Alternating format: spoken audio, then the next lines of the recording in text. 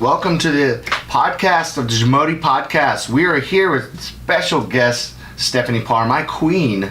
Thank you so much for sitting in my little man cave my content creation room. So we're here and we want to talk about relationship goals and the 5 things that we each think is very important to a vital power couple, basically, right? Mm-hmm. So we want to go over a little bit of what you think, and then we'll go down what I think, okay? So what is the first thing that you think, actually, let's back it up. Let's tell us a little bit about you. Who are you? I'm Stephanie.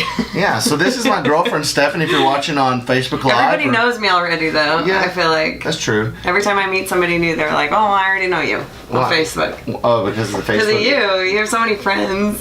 I still meet so many new people now. So tell us who you are, though. People that don't know, break it down for us. So I grew up in Salt Lake City, Utah.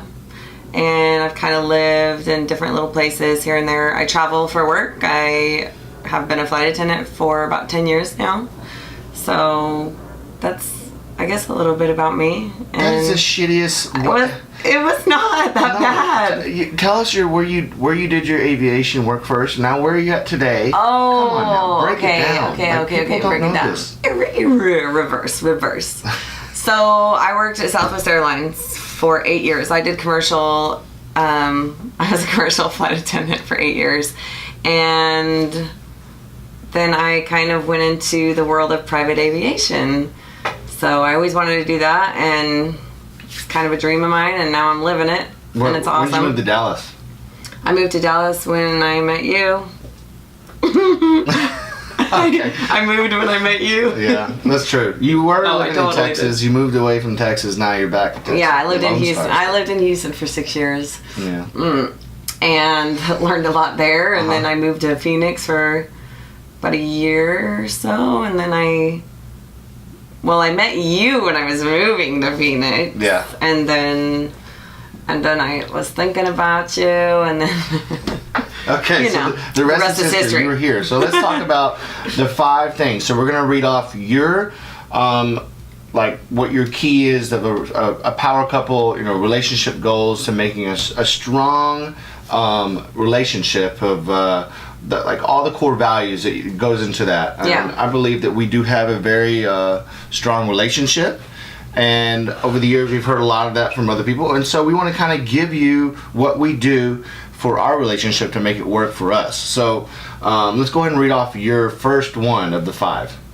My first one, I wrote laugh, laugh, laugh. Laugh, laugh, and laugh, and laugh more. I think if you can make each other laugh, then it's just, if you make each other laugh, the little things just ultimately have a lasting, long relationship. Okay. That's how I feel. So just laughter of making, because if you can't make somebody laugh, that's kind of sad. No, it's boring. We make each other laugh because we're weird. Yeah. We're weirdos. Yeah, but who's to say that what's normal? First off, no. I think I'm normal, but to other people, that's no. You're not. You're not normal. Well, I guess okay. All right. So that's your number 1. So my number 1 on the 5 list would be. Establish life's wants and goals. What do you want from this relationship? So I do remember one of our first gatherings we had. It was one-on-one, me and you.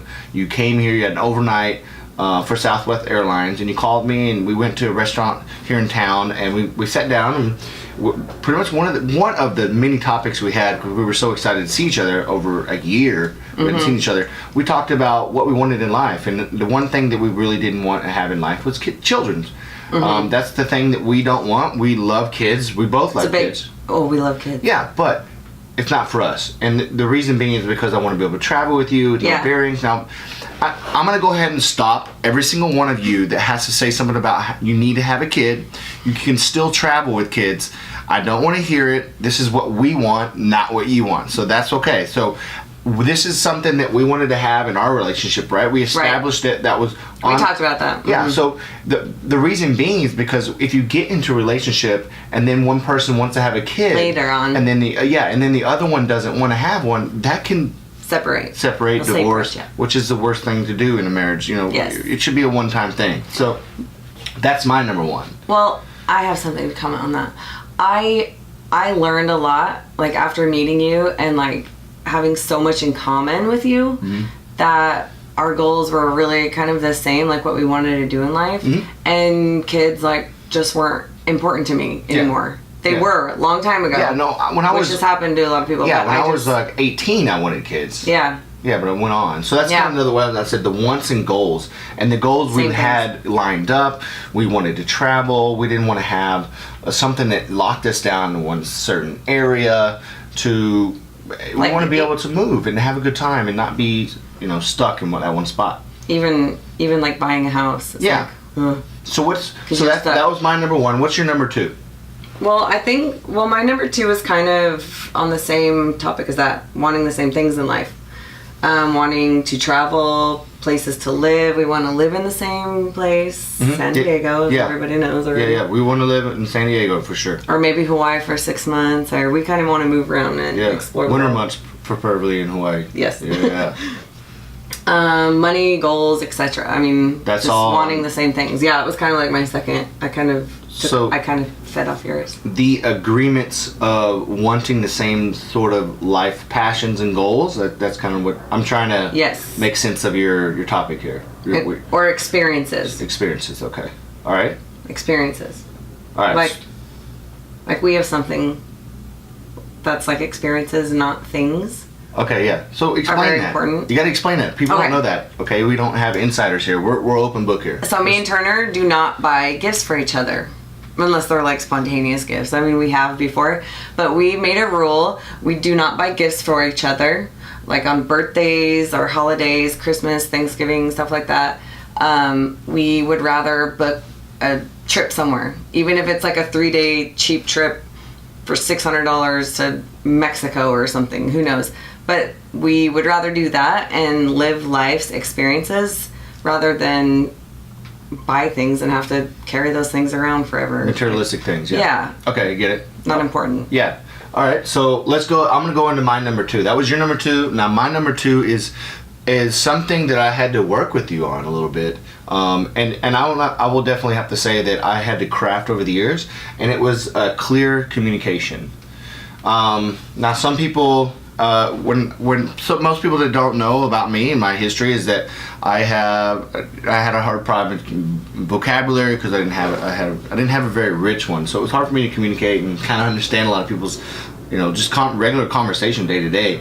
And then when I met you get quiet when you get angry or upset or aggravated or just frustrated. I mean, just a normal. We all get those frustrations and stuff. So that was one thing that I think I helped.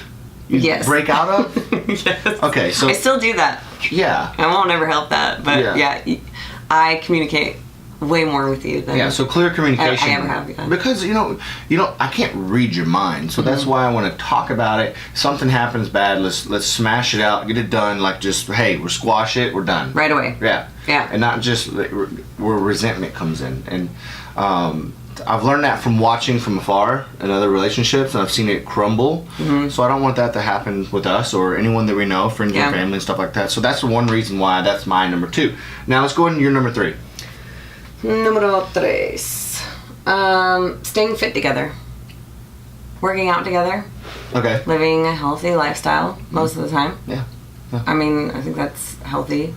Yeah. Who would want to go to sit in the hospital next to their loved one and hope that they don't die? You don't, but I mean, we don't.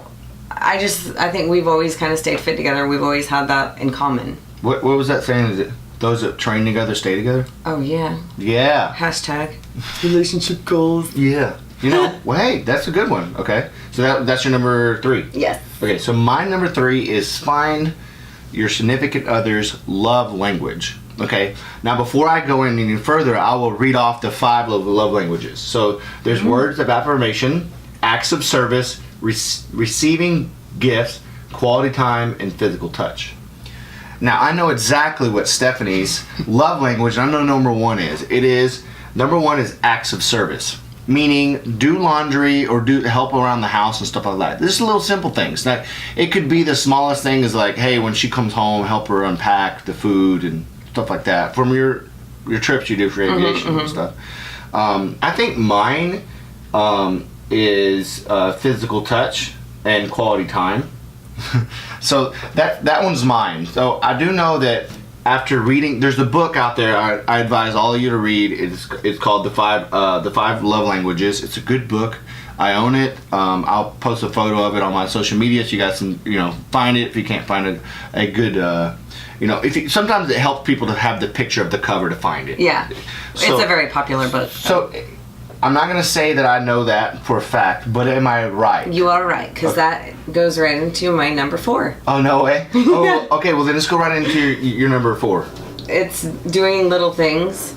Just doing little things just like that. I even wrote down like little love notes or washing dishes, because Turner is so good at that now because he knows. Well, I mean, he didn't before, but that's how you learn about each other. Yeah. Obviously. Mm-hmm. Trial and error. Yeah. And he would always recognize that when I came home from my trips and the house was like not the way I left it, it would you get under your skin a bit. Under my skin. It gets under my skin. It always does. Yeah. I always leave the house like tip top before I leave anywhere. Mm-hmm. Mm-hmm. But every time before I get home, it's like the bed is made. Even if I get home at like 2 a.m, the bed's made. Dishes are done. I want a healthy, healthy and happy queen. Yeah. Makes a happy life. Yes. I can't say wife. I love that. I can't say happy wife, happy life. Yeah, so I just say happy queen. Happy queen. Yeah. I love that. So doing little things. So that's yours. I think that's your 5th one, by the way. That was your 5th one, right? Yeah.